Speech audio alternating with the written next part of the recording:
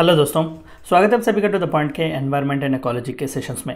हमने पिछले चैप्टर में बायोडाइवर्सिटी के बारे में बात किया हुआ था। हमने देखा कि बायोडाइवर्सिटी का डेफिनेशन क्या होता है, टाइप्स ऑफ बायोडाइवर्सिटीज़ क्या होते हैं और बायोडाइवर्सिटी का लॉस किस तरीके से होता है, हम सभी के बारे में हमने एक ओवरव्यू देखा हुआ था।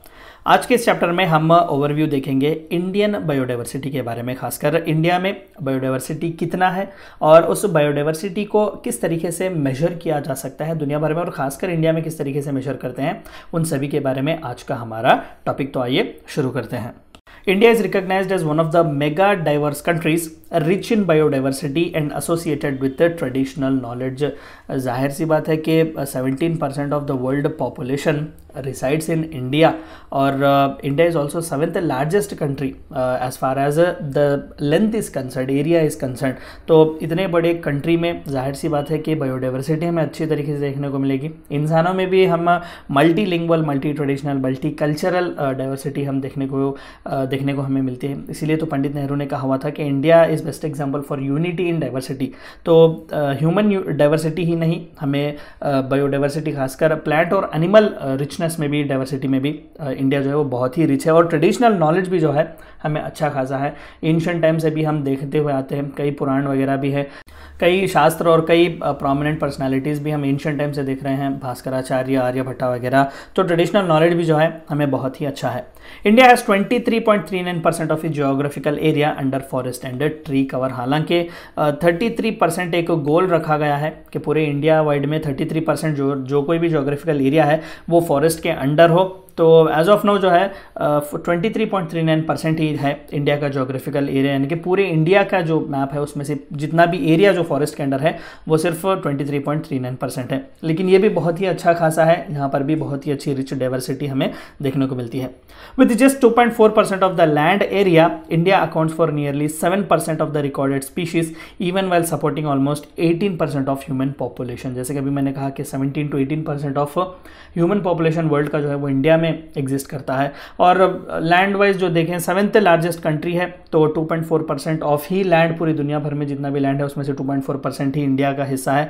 तो उसमें नियरली 7% जो रिचनेस है पूरी दुनिया भर में, रिकॉर्डेड जो स्पीशीज हैं, अनरिकॉर्डेड अभी पता नहीं, रिसर्च वगैरह कर रहे हैं इस पर। तो रिकॉर्डेड जितने भी स्पीशीज हैं उसमें से पूरी 7% जो है रिचनेस अगर हम कैलकुलेट करें तो वो इंडिया के फॉरेस्ट वगैरह में हमें देखने को मिलेगी। तो इतना एक रिच कंट्री है India as far as biodiversity is concerned. In terms of species richness, India ranks 7th in mammals, 9th in birds and 5th in reptiles। तो आप देख सकते हैं कि इंडिया की रैंकिंग टॉप 10 में ही है as far as mammals, birds and reptiles is concern. In terms of endemism of a vertebrate group, India's position is 10th in terms of birds with 69 species, 5th in reptiles with 156 species and 7th in amphibians with 110 species। देखिए इन नंबरों को याद करने की ज़रूरत मत कीजिएगा, ज़रूरत ही नहीं है। बस इतना याद रखिएगा कि इंडिया एक बहुत ही अच्छा रिच कंट्री है as far as the species richness is concern. And endemism जो है यानी कि एंडेमिक यानी कि आपके लोकल रीजनल के लिए, यानी कि सिर्फ इंडिया में ही हमें पाए जाते हैं, which are endemic to India जो कहते हैं। इंडिया में जो है जिनकी तादाद हमें अच्छी तरीके से पाई जाती है, जिनका ओरिजिन इस एरिया में, तो उन्हें एंडेमिक कहेंगे। तो इस तरीके से बर्ड्स की, रेप्टाइल्स वगैरह की भी स्पीशीज जो है वो बहुत ही अच्छी खासी है। India's share of crops is 44% as compared to the world average of 11%। World का एवरेज जो है क्रॉप शेयर में जो है वो सिर्फ 11% है। तो अच्छी खासा यहाँ पर भी हमें बेनिफिट है। अलग अलग जो क्रॉप्स के वेराइटीज हमें वगैरह देखने को मिलते हैं तो वो 44% है when compared with the world average. India represents 2 realms, 5 biomes, 10 geographic zones and 25 biogeographic provinces. घबराइएगा नहीं, realms क्या होते हैं, बायोम्स क्या होते हैं, बायोग्राफिक जोन्स वगैरह क्या होते हैं, हम आगे के स्लाइड्स में डिटेल पढ़ेंगे, आप देख लीजिएगा। ये सभी नंबर जो है बहुत ही इंपॉर्टेंट है। तो इंडिया इतना खासा जो है अच्छा रिप्रेजेंटेशन हमें देता है। तो आइए इन वर्ड्स को जानने की कोशिश करते हैं। जैसे कि मैंने कहा कि वर्ल्ड वाइड भी हो, इंडिया वाइड भी हो, किस तरीके से बायोडाइवर्सिटी को जो है मेजर किया जा सकता है। तो आइए जानते हैं इसके बारे में। सबसे पहला बायोग्राफिक रियम्स। तो बायोग्राफिक रियम्स होते क्या हैं? देखिए, they are large spatial regions within which ecosystem share a broadly similar biota, यानी कि एक बहुत ही लार्ज रीजन्स होते हैं जहां पर जो एक स्पेसिफिक इकोसिस्टम हमें देखने को मिलता है वो ब्रॉडली सेम बायोटा शेयर करता है। बायोटा का माना plant and animal life of a particular region, यानी कि एक कॉन्टिनेंट या फिर सब कॉन्टिनेंट साइज का जो है ये बायोग्राफिक रियम होता है। तो इंडिया जो है वो खासकर जैसे अभी हमने देखा कि 2 रियम्स इंडिया जो है वो रिप्रेजेंट करता है। तो रियम इज अ कॉन्टिनेंट और सब continent sized area with unifying features of geography and flora and fauna. तो इतना बड़ा खुद इंडिया एक सब कॉन्टिनेंट है, तो रियम्स जो होते हैं, बायोग्राफिक रियम्स जो होते हैं वो उतने साइज के उतने बड़े इकोसिस्टम्स होते हैं जो ब्रॉडली सिमिलर बायोटा, यानी कि उन वहाँ पर जो हमें प्लांट और एनिमल लाइफ देखने को मिलती है वो खासकर एक ही तरीके के होते हैं। मोस्टली जो है वो एक दूसरे से जो ज़्यादा मिलते जुलते होते हैं, ज़्यादा डिफरेंस हमें देखने को नहीं मिलता। The Indian region is composed of 2 realms, जैसे कि मैंने कहा कि 2 रियम्स हैं। They are the Himalayan region represented by palearctic realm and the rest of subcontinent represented by Malayan rayon.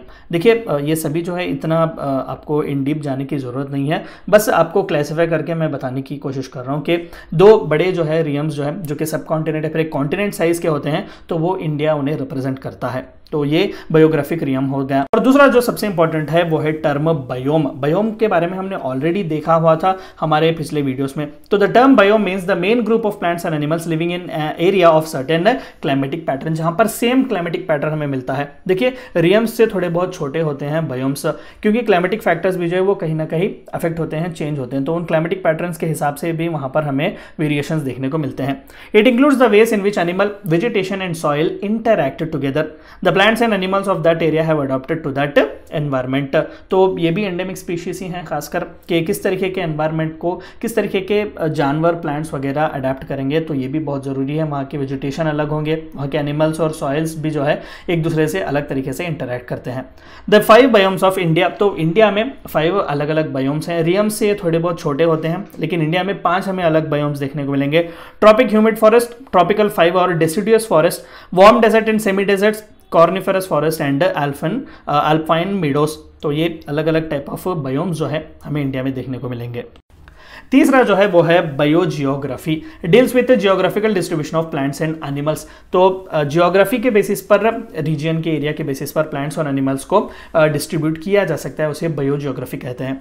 तो बायोजियोग्राफिक जोन्स क्या हैं? They were used as a basis for planning wildlife protected areas in India. तो ये और भी छोटे होते हैं when compared with realms and biomes. तो बायोग्राफिक जोन्स जो है वो खासकर एडमिनिस्ट्रेटिव पर्पस के लिए भी इस्तेमाल करते हैं कि हम प्लानिंग करें और किस तरीके से वाइल्ड लाइफ को बचा सके। हम आगे के चैप्टर में scheduled animals of wild life protection act के बारे में बात करेंगे कि कौन से एनिमल्स प्रोटेक्टेड हैं, किस तरीके से जो है वो प्रोटेक्टेड हैं, इन सभी के बारे में हम आगे के चैप्टर में बात करेंगे। तो वो इन्हीं बायोजियोग्राफिक जोन्स का इस्तेमाल करके उन्हें प्रोटेक्ट किया जाता है।